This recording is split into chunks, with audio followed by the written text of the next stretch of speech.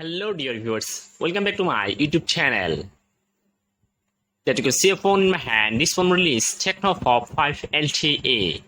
The phone problem with this phone, the back button, home scroll button, layout button not showing on this phone display.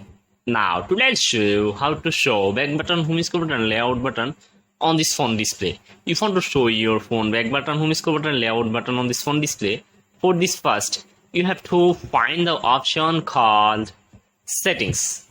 When finding settings option, then you have to click on the option called settings.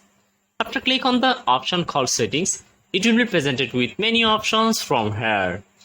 You will see an option called search settings. Search on the option, you need to write the search box system navigation. You need to write system navigation. When you write system navigation, you will see an option called system navigation. Then you have to click on system navigation. After click on system navigation, it will be presented two options: get search navigation and 3-button navigation.